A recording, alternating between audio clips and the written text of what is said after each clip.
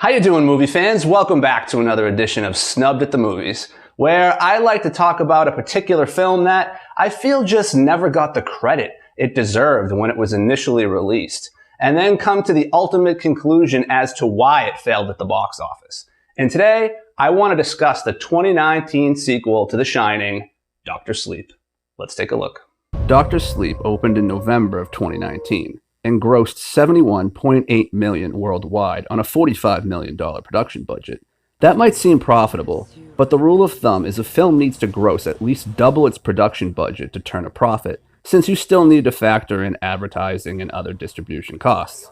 So Dr. Sleep certainly wasn't a hit. This is unfortunate because the film is pretty good. We now follow Danny Torrance, played by Ewan McGregor, who has grown up to become an alcoholic and suffers from PTSD due to the events that took place in the first film. While battling his personal demons is part of the film, he also joins forces with a young girl named Abra, who has similar shining powers, and together they attempt to take down a cult called the True Knot, who basically travels around the country like nomads in search of children that possess this shining ability so they can kill them in order to steal that power for themselves and use it as both of a food source to prolong their life expectancies and to enhance their own paranormal abilities.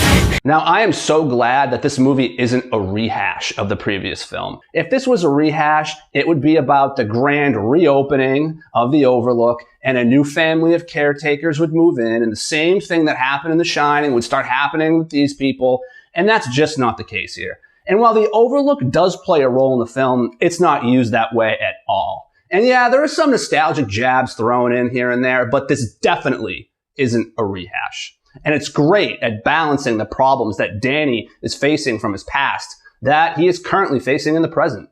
Now back to the True Knot. This supernatural cult is damn creepy, and this next thing I'm about to mention is very much a personal preference.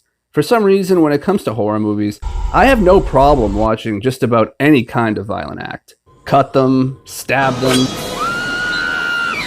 shoot them, throw them into a pit that will tear them to shreds, eat their brains, I don't care. But for some reason, films that depict violent acts against children are just harder for me to watch. I'm not protesting it or anything, it's just harder for me to swallow. Maybe it's because they're still innocent and haven't had a chance to grow up and become an asshole yet. Anyway, if that makes you uncomfortable too, one scene in particular might make you feel a bit uncomfortable, because the True Knot, they don't mess around. These people get into your dreams and are ruthless in their pursuit of going after people with this shining ability. So why did this movie fail? Well, there's a couple of reasons. First, does this actually feel like a sequel that was needed? No.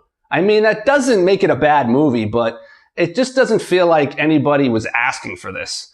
And second, the advertising campaign for this, I feel like just really wasn't there, which signals to me that the studio didn't have a lot of faith in it either and just didn't put a lot of money behind it, which is a shame because this is a very decent sequel that takes some risks, and actually I think they pan out very well and keep you entertained, even if the movie does feel like it's maybe 30 minutes too long. Well, everybody, thank you for watching. I appreciate it, and I will see you soon. Thanks. Potato.